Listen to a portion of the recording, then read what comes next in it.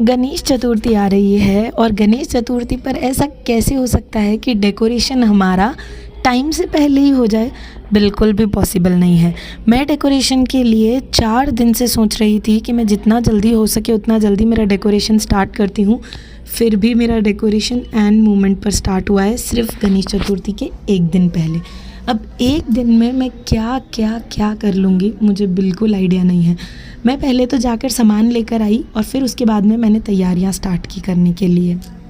जगह मैंने इस बार अपनी पूजा में ही रखी थी, पूजा रूम में, ताकि वहाँ पर बच्चों का हाथ ना पहुँच सके, क्योंकि बच्चे छोटे हैं तो कोई चीज़ खींच ले, बिखेर दे, कर दे। तो मुझे गणपति का बहुत टेंशन था, क्योंकि कलश लगाकर 11 दिन तक प्रॉपर सेवा होती है गणपति की, तो मैंने इसीलिए उसे पूजा में ही करना सही समझा। अब मैंने इंटरनेट पर काफ़ी देखा सब लोगों की तरह कि कोई आइडिया मिल जाए मुझे भी, पर मुझे ना जो थीम मेरे माइंड में आ रही थी वो सबसे अलग थी, सबसे डिफरेंट थी। तो मैंने सोचा क्यों ना यही मैं शेयर करूं कि जो कुछ नया लगे, जो पूरे इंटरनेट पर ना हो। तो मैंने वो थीम के ऊपर काम करना स्टार्ट कर दिया।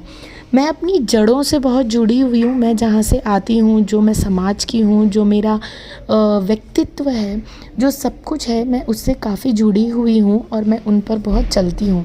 तो उसी चीज़ को दर्शाने के लिए मैंने अपनी ये थीम रखी थी कि मैं जहाँ से आई हूँ लोगों को उनकी पहचान करवाऊँ अपनी इस गणपति थीम से रिलेटेड।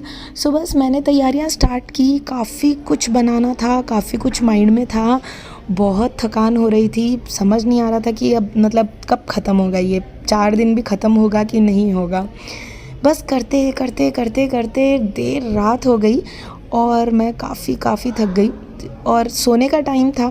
मैं ये घड़ी आपको इसीलिए नहीं बता रही हूँ कि देखो मैं बहुत महान हूँ, मैं जागती रहती हूँ, रात को अपना काम करती हूँ, ये सब नहीं।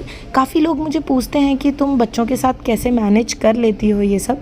सिर्फ ये उनको दिखाने के लिए कि बहन मैं रात भर जागती हूँ, क्योंकि बच्चों का काम काफ़ी होता है, दिन पूरा घर में, घर का भी काम काफ़ी हो जाता है। तो बिल्कुल ये एक्स्ट्रा चीज़ों के लिए टाइम नहीं मिलता, और ये एक्स्ट्रा चीज़ों के लिए आपको टाइम चाहिए तो आपको रात काली करनी ही पड़ती है, जो कि, और वैसे इसको मैं अभी के लिए तो बिल्कुल काली नहीं कहूँगी, क्योंकि मुझे ना बहुत मज़ा आता है गणपति में डेकोरेशन करने का, सारी चीज़ें करने का।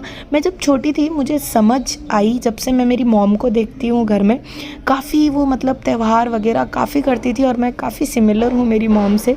मुझे बहुत एक्साइटमेंट होता है, कुछ भी घर में एक नई चीज़ होती है, नया त्यौहार होता है, कुछ भी होता है ना, मैं काफ़ी एक्साइटेड रहती हूँ और मुझे ऐसा लगता है कि मैं कब करूँ ऐसे। तो गणपति को लेकर मैं काफ़ी ज़्यादा एक्साइटेड हूँ। पहले तो मतलब जब गणपति बैठने वाले होते थे, टेंट वगैरह लगते थे, जो गणेश जी बनाने वाले लोग आते हैं ना बाहर से, सोलापुर वगैरह से, वो भी हैदराबाद में लगते थे, तो मुझे मेरे चाचा दिखाने ले जाया करते थे, जो कि अब नहीं है, तो उनकी काफ़ी याद आती है। और मतलब मेरी दादी कहा करती थी कि गणपति को अकेले नहीं छोड़ते, उनको घर पे लेके आता है ना, वो बोर हो जाते हैं, उनका ध्यान रखना होता है। और वो मजाक में कहा करती थी या ये हकीकत है, ज़रा मुझे आप बताना प्लीज़। तो मुझे ना ऐसे लगता था कि अरे हाँ सही बात है ना, गणपति को लेकर आ गए हैं, अब उनको कैसे छोड़ेंगे अकेले। तो मैं वहाँ पर बैठ जाया करती थी और वहाँ पे हम लोग सारे, मतलब जब तो बच्चे ही थे हम लोग, तो मेरे सारे भाई बहन, हम लोग वहाँ पर बैठकर कैरम खेलते थे, लूडो खेलते थे और मेरे दादा के साथ भजन गाते थे। उनका एक बहुत ही अच्छा एक भजन था कि मैं आपको एक लाइन सुनाना ज़रूर चाहूँगी।